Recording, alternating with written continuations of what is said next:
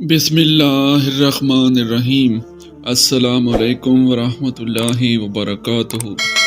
ایک رات سلطان نور الدین زنگی رحمۃ اللہ علیہ نے عشاء کی نماز پڑھی اور سو گئے کہ اچانک اٹھ بیٹھے اور نام آنکھوں سے فرمانے لگے کہ میرے ہوتے ہوئے میرے آقا دو عالم صلی اللہ علیہ وآلہ وسلم کو کون ستا رہا ہے۔ سلطان اس خواب کے بارے میں سوچ رہے تھے جو مسلسل 3 دن سے سلطان کو آ رہا تھا، اور آج آپ پھر چند لمحوں پہلے پھر وہی خواب انہیں آیا جس میں سرکار دو عالم حضرت محمد مصطفیٰ صلی اللہ علیہ وآلہ وسلم نے 2 افراد کی طرف اشارہ کر کے فرمایا کہ یہ مجھے ستا رہے ہیں۔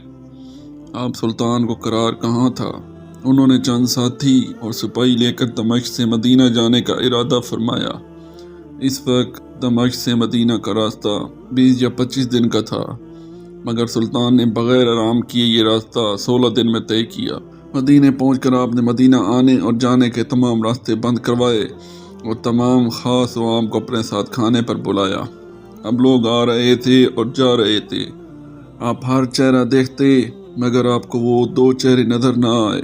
اب سلطان کو فکر لاحق ہوا اور آپ نے مدینہ کے حاکم سے فرمایا کہ کیا کوئی ایسا ہے جو اس دعوت میں شریک نہیں؟ جواب ملا کہ مدینہ میں رہنے والوں میں سے تو کوئی نہیں مگر 2 مغربی زائر ہیں جو روضہ رسول کے قریب ایک مکان میں رہتے ہیں، تمام دن عبادت کرتے ہیں اور شام کو جنت البقیع میں لوگوں کو پانی پلایا کرتے ہیں، جو عرصہ دراز سے مدینہ میں مقیم ہے۔ سلطان نے ان سے ملنے کی خواہش ظاہر کی۔ دونوں زائر اپنے آپ بہت عبادت گزار ظاہر کرتے تھے۔ ان کے گھر میں تھا ہی کیا، ایک چٹائی اور 2 ضرورت کی اشیاء کہ یکدم سلطان کو چٹائی کے نیچے کا فرش لرزتا محسوس ہوا۔ آپ نے چٹائی ہٹا کے دیکھا تو وہاں ایک سرنگ تھی۔ سلطان نے اپنے ایک سپاہی کو سرنگ میں اترنے کا حکم دیا۔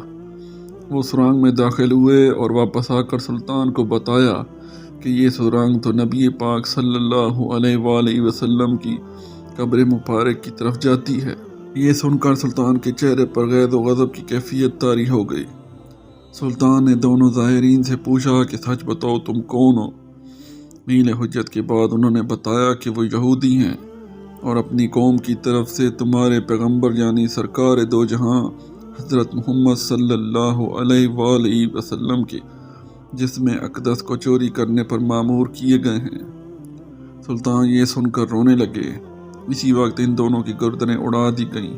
سلطان روتے جاتے اور فرماتے جاتے کہ میرا نصیب پوری دنیا میں سے اس خدمت کے لیے چنا گیا۔ اس ناپاک سازش کے بعد ضروری تھا کہ ایسی تمام سازشوں کا ہمیشہ کے لیے خاتمہ کیا جائے۔ سلطان نے معمار بلائے اور قبر اقدس کے چاروں طرف خندق کھودنے کا حکم دیا یہاں تک کہ پانی نکل آئے۔ سلطان کے حکم سے اس خندق میں پگھلا ہوا سیسا ڈال دیا گیا۔